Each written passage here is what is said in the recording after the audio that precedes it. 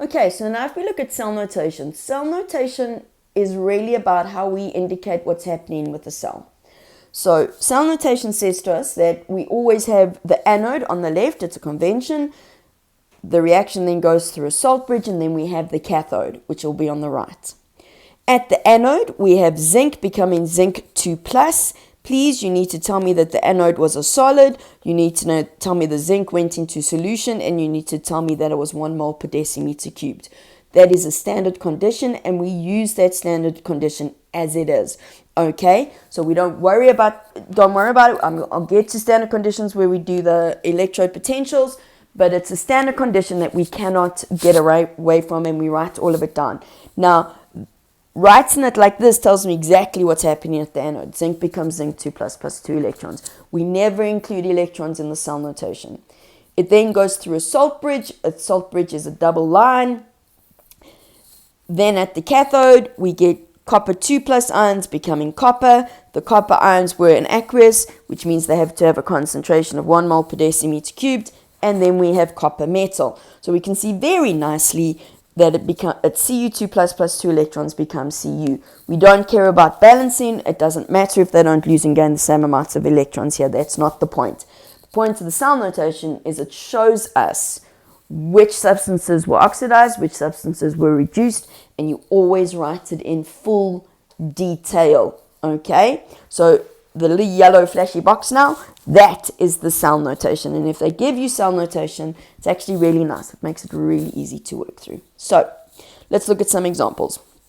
If we consider the magnesium silver galvanic cell, magnesium becomes magnesium 2 plus, so it was oxidized, which makes the magnesium the anode. The Ag plus gained 2 electrons, so it was reduced, which makes it the cathode.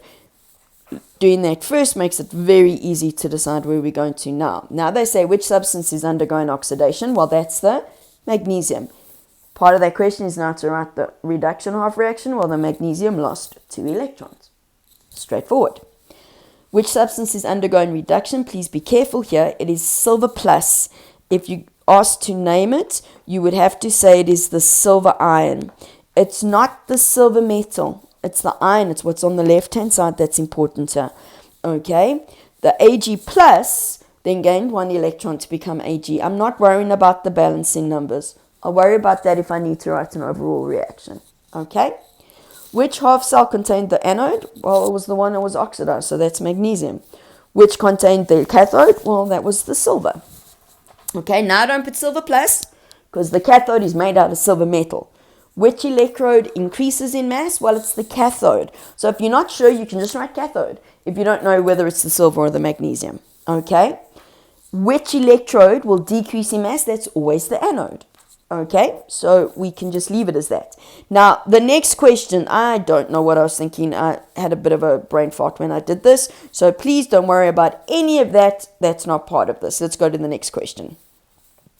If we look at some examples for writing cell notation, so here they're nice. Mg to Mg plus, so that's the oxidation, is going to be written first.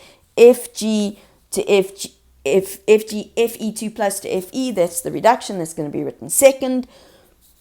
Straightforward. Fe to 2 plus, Mg to 2 plus. Ag plus to Ag, it gains, that means the Ag is reduced, it's got to go second. Aluminium became Al3 plus, it lost, so the Al's got to go first. As I said earlier, I don't care that those aren't the same.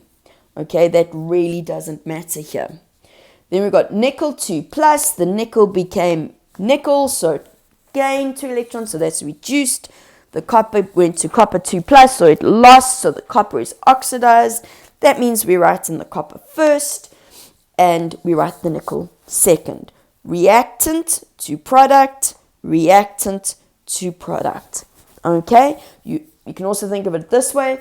The outside always has our electrode. The inside always has the electrolyte. Okay? Outside has the electrode. Inside has the electrolyte. Easy way to think about that. Okay?